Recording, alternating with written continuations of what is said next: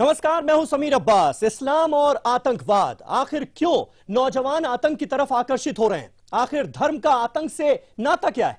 देश के साथ पूरी दुनिया में इस मुद्दे पर बहस छिड़ी हुई है। पेरिस पर आईएसआईएस के आतंकी हमले के बाद यह मुद्दा जोर शोर से उठा और पूरे देश में चर्चा शुरू हो गई।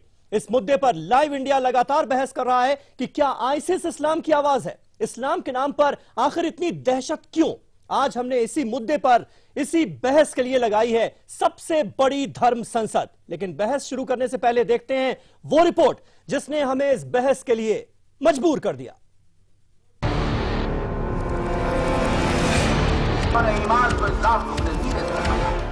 पेरिस हमले के बाद से ही पूरी दुनिया में इस्लाम और आतंकवाद पर बहस जारी है।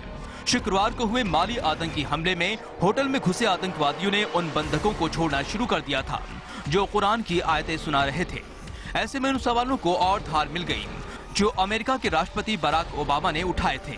I think there have been times where there has not been enough pushback against extremism. There's been pushback. There's some who say, well, we don't believe in violence. America के राष्ट्रपति ने जो सवाल उठाए, जिस पर पूरी दुनिया में बहस छिड़ी, उसका करारा जवाब दिया भारत के मुसलमानों ने आईएसआईएस और आतंकवाद के खिलाफ सड़कों पर उतरकर। जमीयत उलमाए हिंद की अगुवाई में मुसलमानों ने इस्लाम और इंसानियत का साथ दिया और जमीयत के महासचिव मौलाना मदनी ने साफ कहा कि इस्लाम का आतंकवाद से कोई लेना देना नहीं है। इस्लाम में इस तरह के किसी भी काम की हरगिज इजाजत नहीं है और जो इस तरह का काम करेगा इस्लाम के नाम पर, उससे इस्लाम के अनुयायियों को, मानने वालों को उनसे लड़ाई के लिए तैयार होना पड़ेगा। हम किसी कीमत पर इस्लाम के खिलाफ इस तरह के अमल को, इस तरह के काम को बर्दाश्त नहीं कर सकते।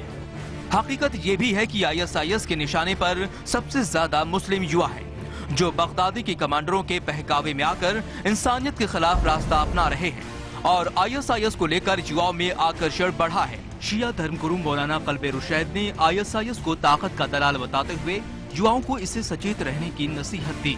आईएसआईएस का इस्लाम और इस्लामियत और इस्लामी कानून से कोई लेना देना नहीं है। आईएसआईएस दुनिया की बड़ी ताकतों का वो दलाल है जो बेकसूर मुसलमानों को काटता है, हुकूमतों में अपना डर पैदा करता है, उनके तेलों पे कब्जा करता है। आईएसआईएस से हमें बचना होगा क्योंकि आईएसआईएस किसी तंजीम या गुट का नाम नहीं, एक सोच का नाम है और ये सोच जिस देश में जाएगी दीमक की तरह उस देश को चाट जाएगी। आईएसआईएस ने भारत पर खास तौर पर निशाना साध रखा है। आतंकियों की भर्ती और मददगारों की तलाश के लिए बगदादी ने भारत में सोशल मीडिया का सहारा लिया है।